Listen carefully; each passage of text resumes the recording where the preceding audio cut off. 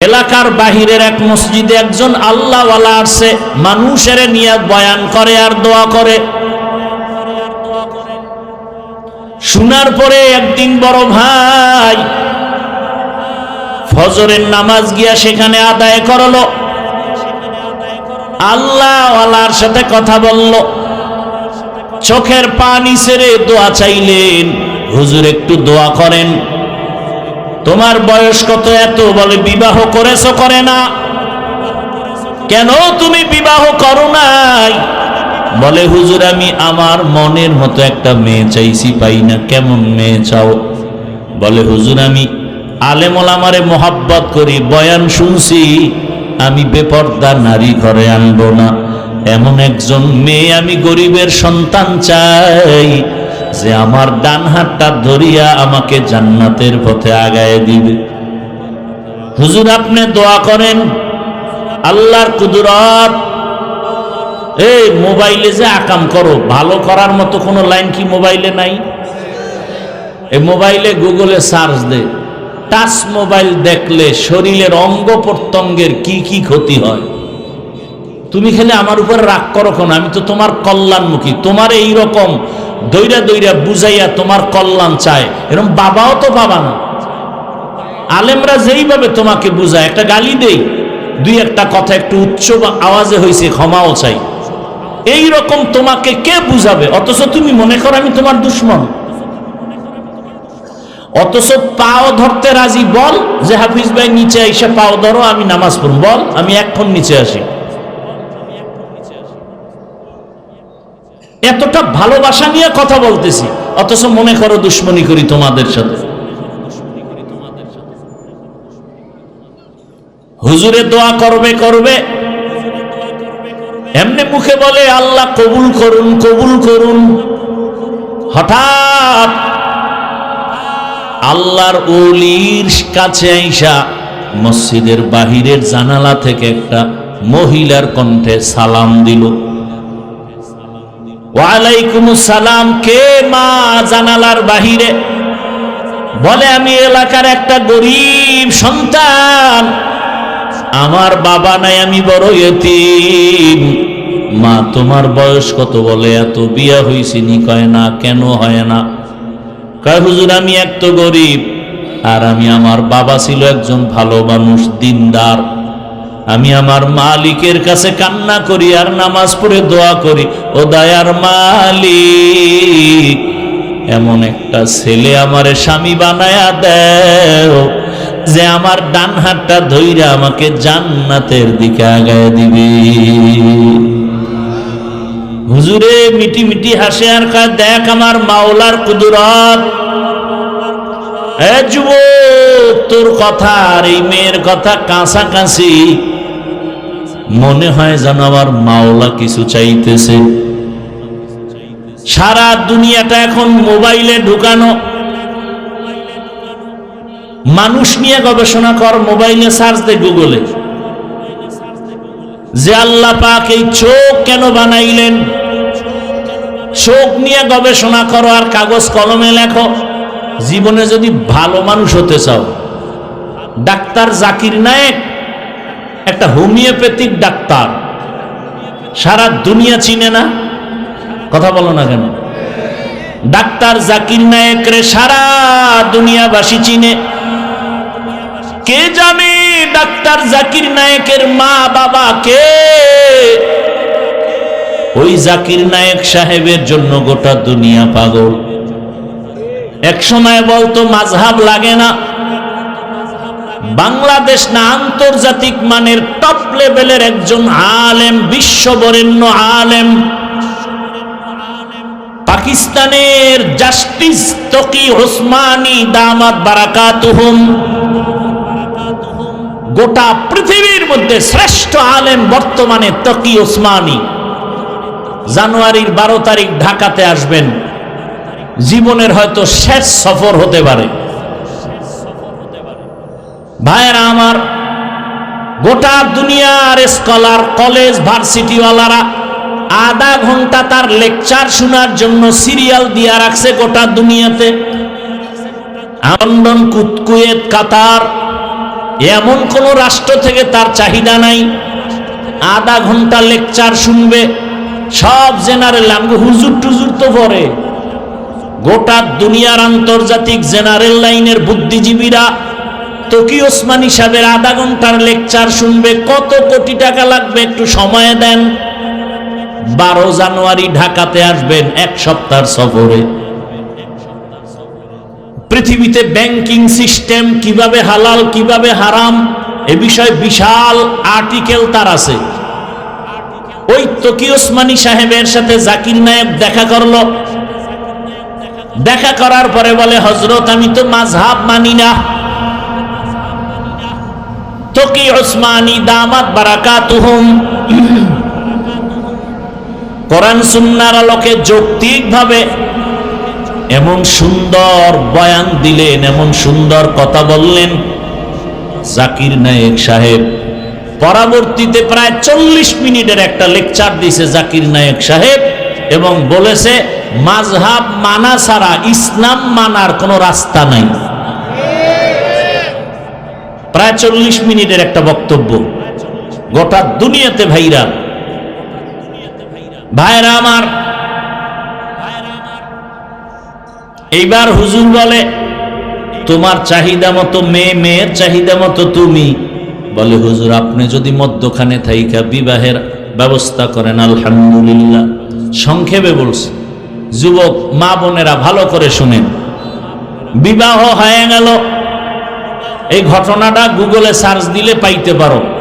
নামটা শেষে বলতেছি, খেয়াল করি। ভাইরা আমার, বিবাহ হওয়ার পর মনের মতো স্ত্রী, মনের মতো স্বামী, এক হাতে তালি বাজে না, বিনা বাতাসে পানি নড়ে না।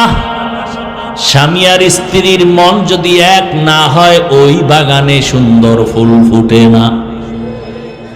দোনোজনার মন এক। কেমন এক?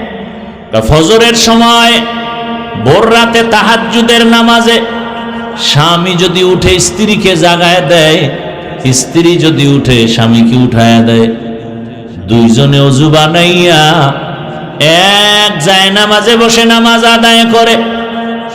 প্রতিদিন দোয়া করি, হে মালিক,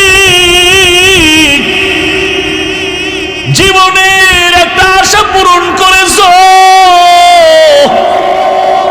কোন দিন মরে যাব জানা নাই। আমাদের দাম্পত্য জীবনের আর একটা আশা, তুমি এমন একটা সন্তান আমাদের দান করিও,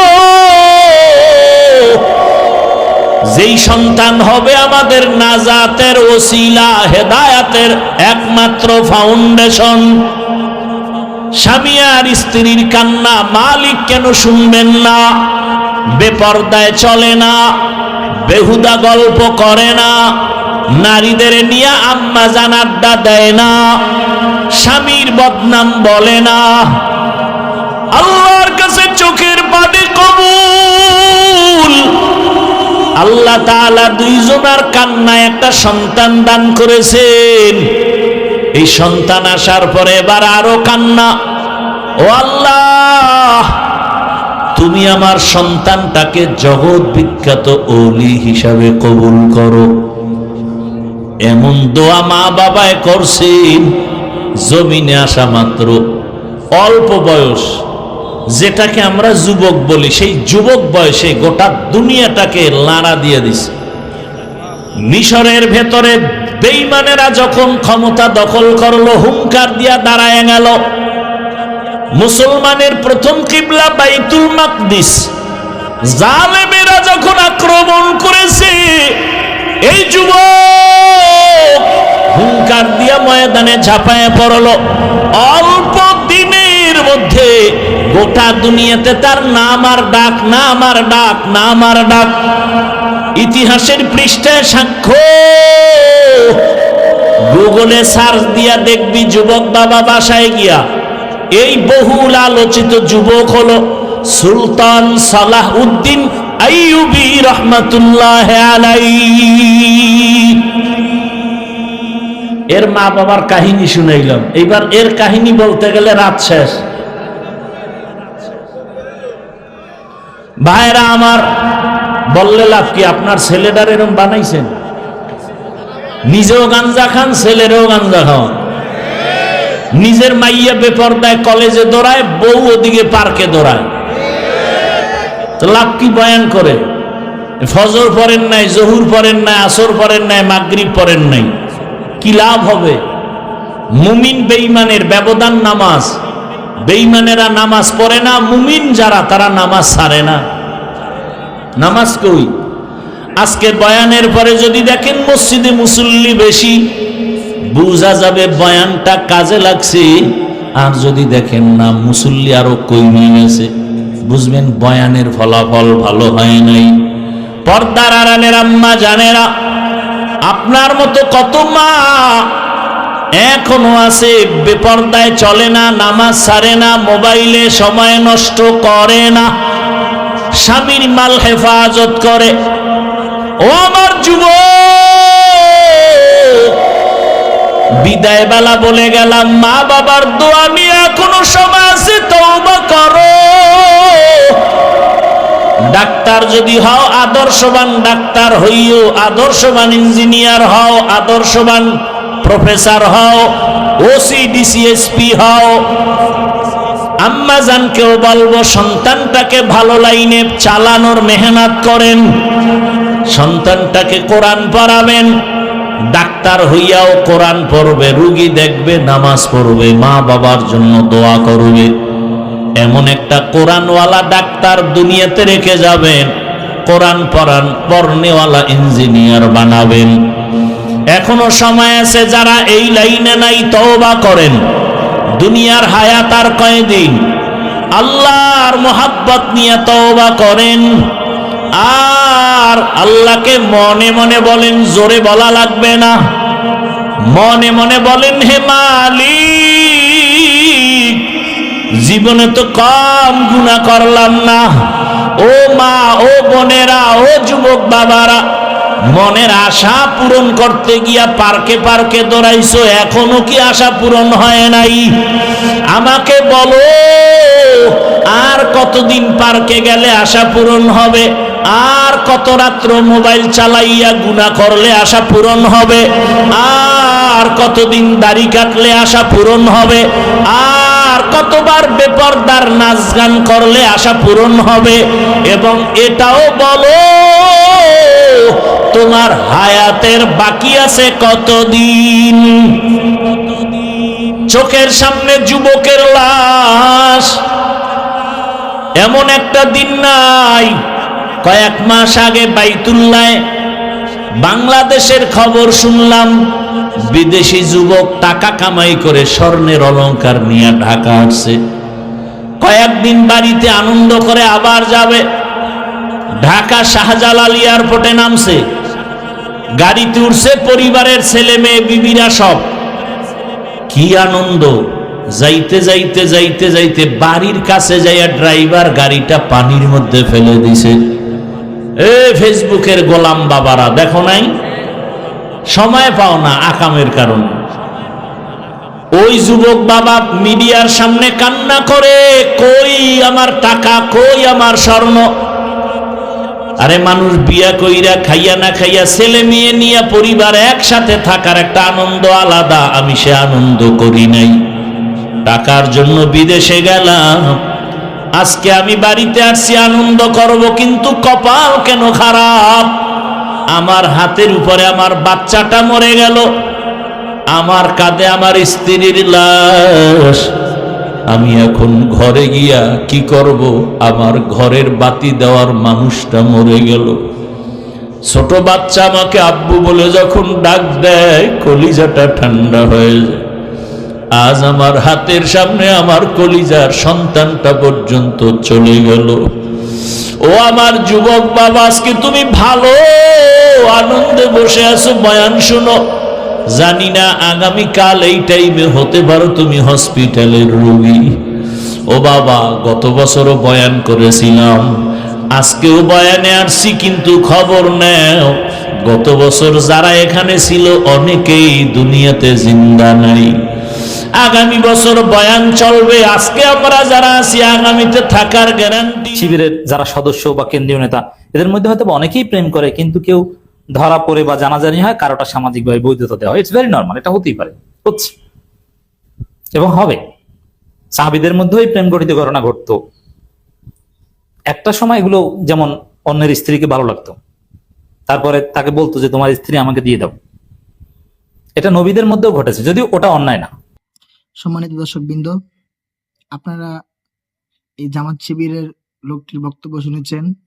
এমন বক্তব্য শুধু একজন কাফের দিতে পারে। প্রকৃত মুসলিম এমন বক্তব্য, সাহাবীদের নিয়ে কুরুচিপূর্ণ বক্তব্য কখনোই দিতে পারে না। সুতরাং আমাদেরকে বুঝতে হবে, এই ধরনের বক্তব্য যারা দেয় তারা কখনো মুসলমান হতে পারে না। আবুল আলা মওদুদীর আকীদা যারা পোষণ করে তারা কখনো মুসলমানই হতে পারে না, যারা সাহাবীদের চরিত্র নিয়ে কথা বলে। কারণ সাহাবীরা ছিলেন ইসলামের মডেল, ইসলামের সৌন্দর্য।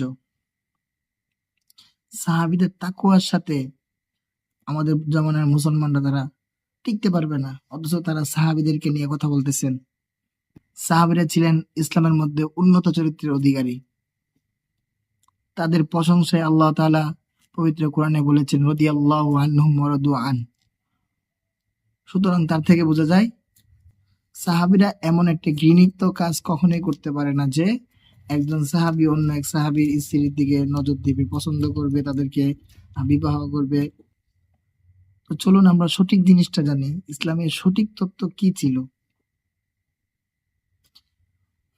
ইসলাম মূলত তালাকপ্রাপ্ত অথবা বিধবা নারীদের বিবাহের জন্য উৎসাহ দিয়েছেন। সাহাবীরা এই কাজটি করতেন। বিশেষ করে আমার মনে হয় এই জামাত ইসলামের কর্মী সাহাবীদের যে ঘটনাকে তারা বিকৃত করেছে, সেই সত্য ঘটনাকে তারা মিথ্যাভাবে প্রচার করেছে। সেই সত্য ঘটনা যদি আপনারা না জানুন তাহলে আপনারা একটি ভুলের মধ্যে রয়ে যাবেন, আর তাদেরকে সঠিক মনে করবেন যে সাহাবায়ে কেরামগণ অন্যের স্ত্রীকে গ্রহণ করেছেন।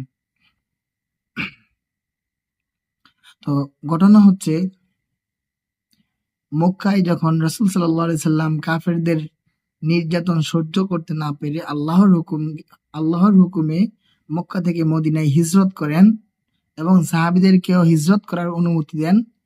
তো পর্যায়ক্রমে মক্কার মুসলমানরা হিজরত করে মদিনায় গমন করেন।